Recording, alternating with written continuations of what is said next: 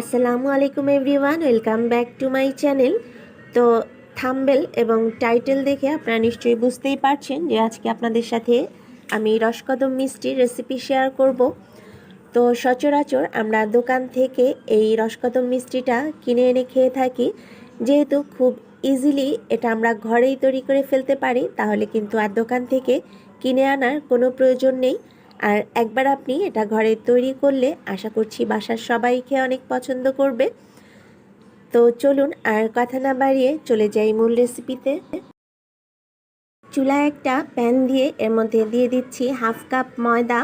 এই ময়দাটাকে এখন 3 থেকে 4 মিনিট আমি ভেজে নিব। আর এই অবস্থায় চুলার আঁচটা কিন্তু একদম কমানো থাকবে।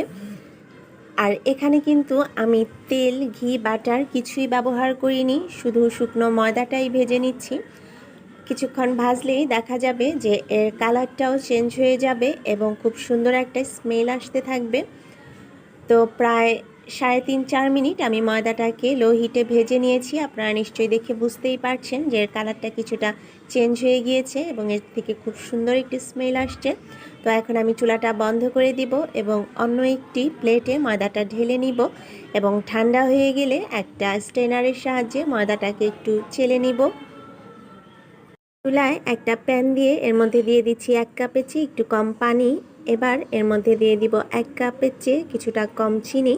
তো কেউ মিষ্টি একটু কম খেতে চাইলে চিনির পরিমাণ আর একটু কমিয়ে দিবেন।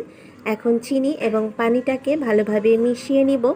তো এই চিনির শিরাটাকে খুব বেশি ঘন করতে হবে না, এটা দেখা যাবে 4 থেকে 5 মিনিট চুলায় জাল করে নিতে হবে। এতেই দেখা যাবে যে মিষ্টি তৈরির জন্য শিরাটা একদম পারফেক্ট হয়ে যাবে। তো 4 থেকে 5 মিনিট যখন শিরাটা জাল করা হয়ে যাবে, তখন আপনি শিরাটা চুলা থেকে নামিয়ে নেবেন এবং এই শিরাটা জাল করার সময় একটু চারদিক দিয়ে নেড়ে চেড়ে নিতে হবে। লক্ষ্য রাখতে হবে যেন শিরাটা চারদিকে ক্যারামেলাইজড না হয়ে যায়, তাহলে কিন্তু এর কালারটা নষ্ট হয়ে যাবে। 5 মিনিট শিরাটা চুলায় জাল করার পর এটা একদম ভালোভাবে ফুটে উঠেছে এবং অনেকটাই ঘন হয়ে গিয়েছে। এখন আমি এই শিরাটাকে চুলা থেকে নামিয়ে নিব।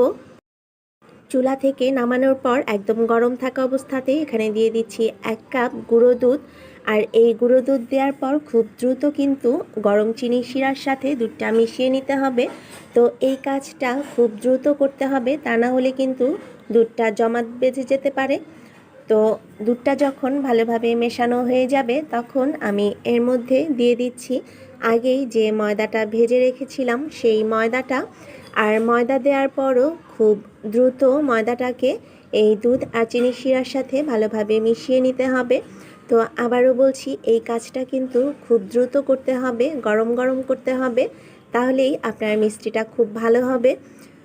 এখন আমি এর মধ্যে দিয়ে দিচ্ছি 2 টেবিল চামচ বাটার। তো আমি এখানে বাটার দিয়েছি, যেহেতু এখনও এই ডোটা গরম আছে তাই বাটারটা কিন্তু এর সাথে খুব ভালোভাবে মিশে যাবে।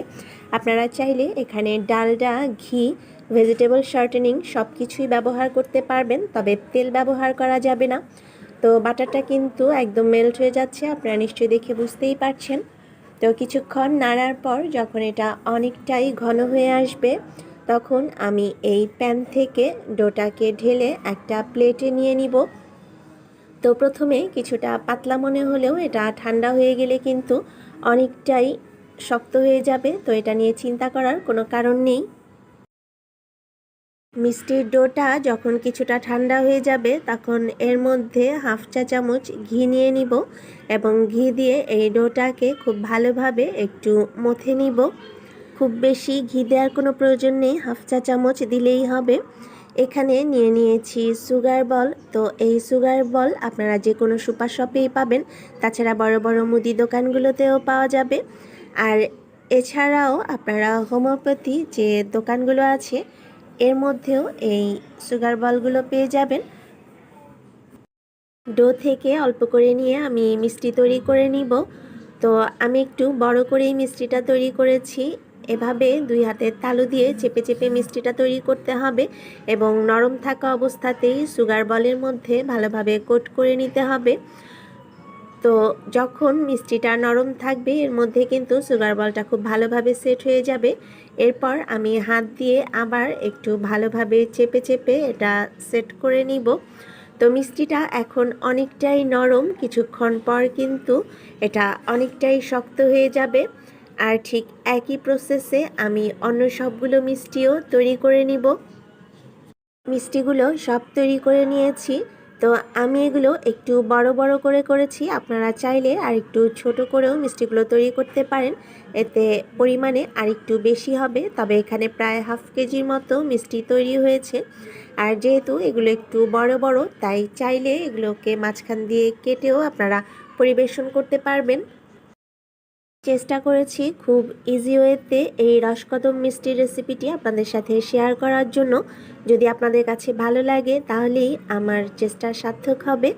রেসিপিটি ভালো লাগলে লাইক কমেন্ট শেয়ার করতে ভুলবেন না। আর যারা আমার চ্যানেলে নতুন আছেন প্লিজ আমার চ্যানেলটি সাবস্ক্রাইব করবেন। সবাই অনেক ভালো থাকবেন, সুস্থ থাকবেন। আল্লাহ হাফেজ।